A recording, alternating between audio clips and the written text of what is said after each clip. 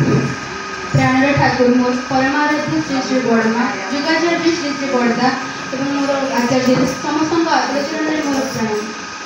समस्त मातृमंडली एवं मोर गुरुदादा मानक मोर बड़ दीदी मानक मोर गभीरतम प्रदेश अंतर गभीरतम प्रदेश अनंत कोटि प्रणाम जनाऊँ। आज माँ विषय किसी कहबार सुजोग पाई धन्य होती। माँ विषय किसी कहवा पूर्व मु आम विषय कहवाक चाहूँ गोटे नारी विषय। आम गोटे नारी आमठी भगवान सबकि गुण देती। नारी ही ममतामयी हो पारे, नारी संहारकर्ता भी हो पारे, नारी सर्वस्व भी हो पारे। तेणु नारी ही संसार कहानी आरंभ होती। चलती देवी भाव में आम बड़ माँ आम के चलनी रखी जाती कहवाक चाहूँगी। मु तो अष्ट वैशिष्ट माँ से कहि धर्म निष्ठा सेवा शुश्रूषा साहाय्य संरक्षण प्रेरणा और प्रजनन। निष्ठा निष्ठा कौन? निष्ठा होची माने स्वामी काम हो शाशु शशुर दिवर ननद जहाँ भी काम हो आम निष्ठार सहित पालन करवा। जमीक बड़ माँ सबु बेले अनेक बसुले प्रभु केतबे कौन आदेश देते सी प्रभु काम आउ क्या द्वारा करोनथिले निजे सब जगी बसुले केतबे प्रभु मत कौन आदेश देवे मुझे आदेश पालन करी। आसला धर्म। धर्म हूँ आम जी गोटे नारी आम जी सबुदिन सकाल उठी आम घर द्वार झाड़ू कर निजे ठाकुर घर धूप दीप जाड़ी शंख बजाइबा शंख बजाई समस्त डाकी एकत्रित कर प्रार्थना करवा यहाँ हूँ आम कम। आम धर्म मार्ग गले आम परिवार आम सहित धर्म मार्ग कर आसला सेवा और शुश्रूषा। सब समस्त सेवा करवा शुश्रूषा माने कि कहवा पूर्व सब कम करवा सब कम करवा।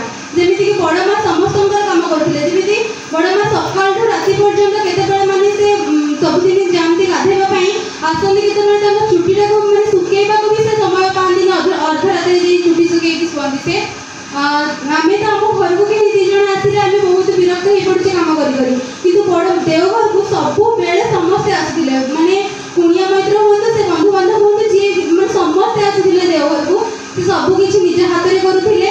हाँ माने बड़ माँ सबू समस्त सब सबकि परस दिखती।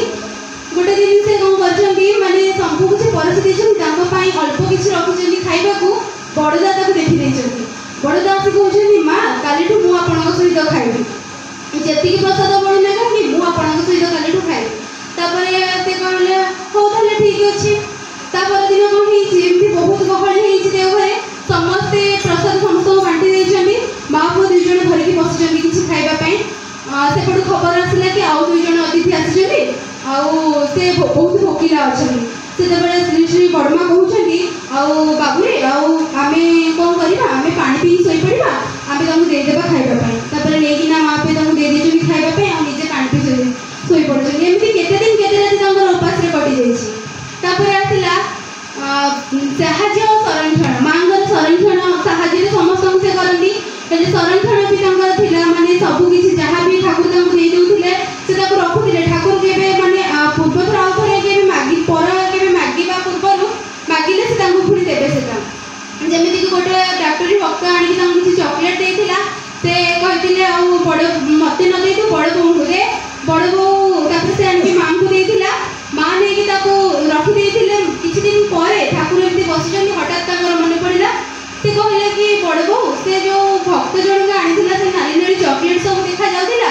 से तुम पाखे अच्छी कि बड़ बोऊ निसंकोच भाव में कहले हाँ अच्छी। से भंडारी माने पूजारी जी कहला से जगार अच्छे आनीदे कि से जमा पाइलानी बड़ बोऊ निजे उठिक सेठू आनीदे ठाकुर महा आनंदित हेले। एमती आउ गोटे घटना बड़मांकर से निजे सब ठाकुर को सेवा करने को चाहूले तो देह पूरा असुस्थ थिला किसी दिन से माने शଯ୍याशायी होते से समय से कहले मु निजे ठाकुर को मो हाथ में रांधि कर खुएबी कि समस्त आश्चर्य तुम तो मूल उठी पारन बसी पारन केमी तुम ठाकुर को खुआब। से कहले मो शଯ୍या पाख सबकि आना मु निजे मो हाथ में रांधि और ठाकुर को परसबी।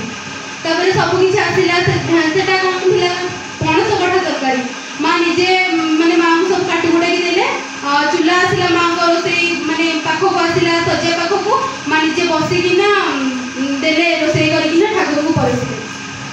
एमती अनेक कथा अच्छी माँ तो आम माँ को धरी जीवन में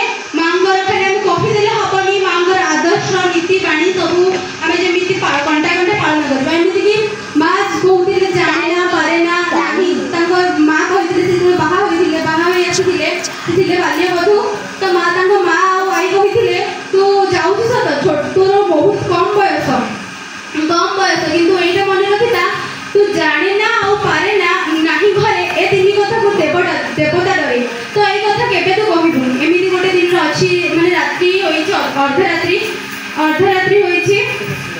अर्धरात्रि होइछि तो माँ शोइचंदी ठाकुर आसी